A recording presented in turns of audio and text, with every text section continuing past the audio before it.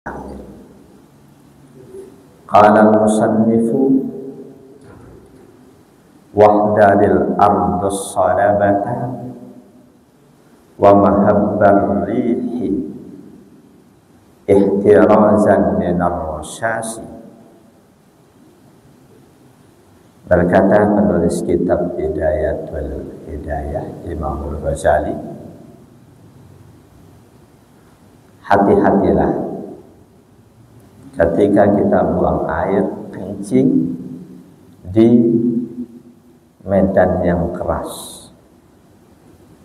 tanah yang keras, juga kencing di tempat bertiupnya angin.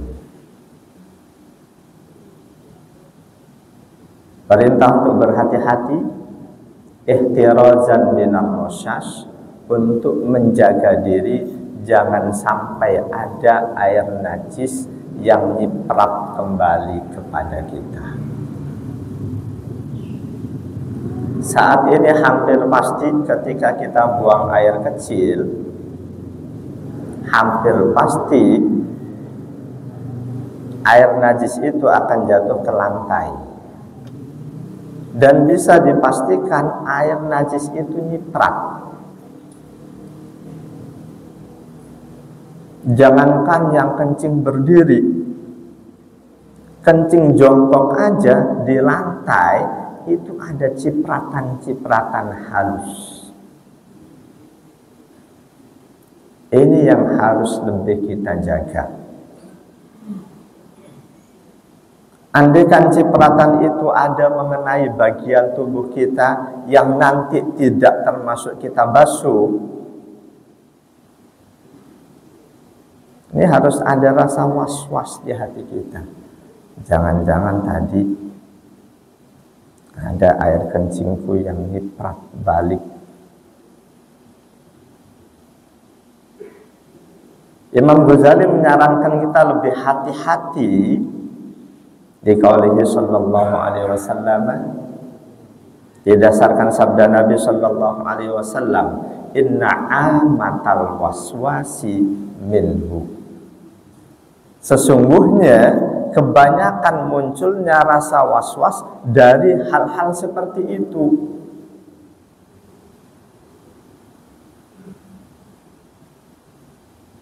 Lengkap hadis ini an Abdullah bin Mughaffal radhiyallahu anhu qala qala Rasulullah sallallahu alaihi wasallam la yabulanna ahadukum fi mustahmihi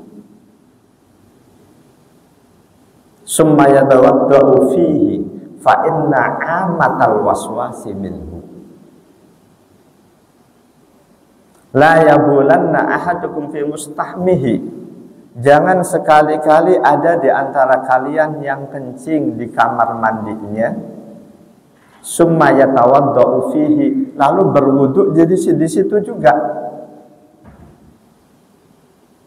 Kencing di kamar mandi, nanti wudu di situ juga. Kenapa? Fa inna amatal waswasi minhu, karena umumnya rasa waswas muncul dari hal seperti itu. Kita kencing di situ, jangan-jangan air kencing kita nyiprat kemana-mana. Ketika kita wudu, boleh jadi. Jamaah hadani Allah wa iyyakum ajma'in. Hadis ini riwayat Imam Ahmad, Abu Dawud, An-Nasa'i, Ibnu Majah, dan hadis ini sahih. Sampai jangan kencing di kamar mandi lalu wudhu di situ, itu sahih. Kalimat berikutnya fa inna amatal waswasi minhu, ini diperselisihkan, ada yang menilai dhaif. Bahwa ketika kita kencing di tempat seperti itu, kencing kita ngucur ke lantai, ada kemungkinan akan nyiprat. Bahwa dalam hal seperti ini kita harus was-was. Dengan adanya rasa was-was, khawatir, ragu-ragu, kita otomatis akan semakin berhati-hati. Dengan adanya kehati-hatian, kita akan memilih barangkali di kamar mandi ada lubang yang langsung air ngucur ke sana, tidak nyiprat, kita akan lebih memilih ke situ. Atau kalau kita masuk ke toilet umum, harus ada rasa was-was. Jangan-jangan pengguna sebelumnya nggak nyiram bersih, najis ada di mana-mana. Dengan adanya rasa was-was, kita akan siram terlebih dahulu lokasi itu untuk memastikan sucinya, baru kita gunakan. Jadi tidak setiap was-was itu sumbernya dari jin, dari setan. Ada was-was yang memang harus ada dalam diri kita, was-was yang menggambarkan kehati-hatian kita. Setelah kita kencing, kita mau istinja, mau cebok, munculkan rasa was-was, jangan-jangan masih ada sisa nih. Karena ada rasa was-was, kita ingat anjuran saran Rasul, kita berdehem, kita urut. Kalau itu sudah kita lakukan, dehem sudah berkali-kali, urut sudah kita lakukan berkali-kali, kok masih ada? Jangan-jangan, ya was-was yang ini nih sumbernya dari setan, dari jin.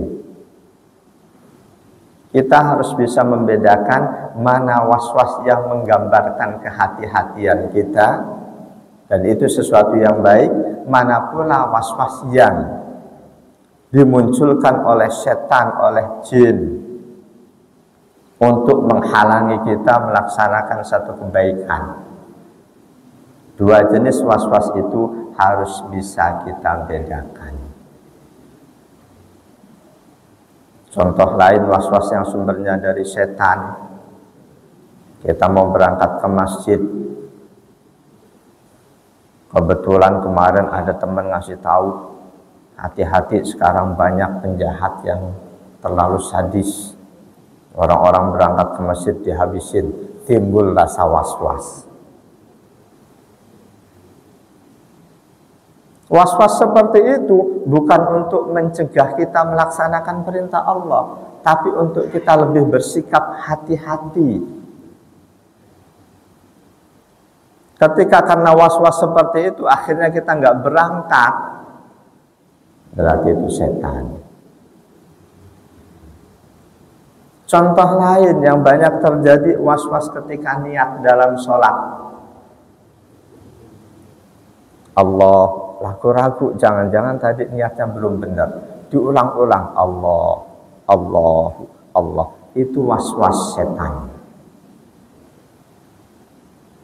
Ketika kita sudah mantap yakin niat kita benar, sholat subuh 2 rakaat menghadap kiblat berjamaah sebagai makmum, Allahu Akbar, udah. Jadi tidak semua was-was sumbernya dari setan. Harus bisa kita bedakan. Alladzi yuwaswisu fi sudurin nas minal jinnati wan nas. Memang kebanyakan was-was itu dari sana, dari jin dan juga manusia yang mungkin kedua-duanya setan. Jamaah dan Allah wa iyyakum ajma'in. Jadi adanya ulama memakruhkan wudhu di kamar mandi, dasarnya hadis tadi. Janganlah kalian kencing di kamar mandi kalian, lalu kalian wudhu di situ. Itu larangannya larangan makruh. Kenapa sih Rasul kasih peringatan seperti itu?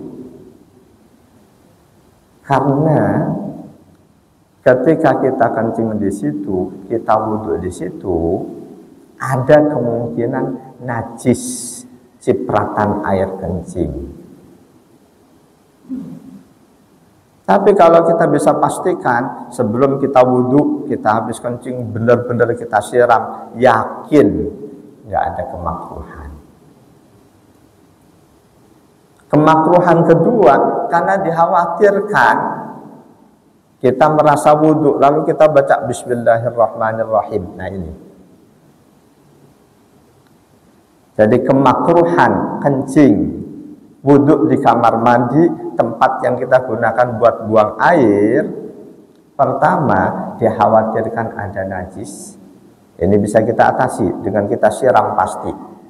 Yang kedua, dikhawatirkan karena kita merasa mau wudhu, kita enak saja baca Bismillahirrahmanirrahim, baca sebut nama Allah.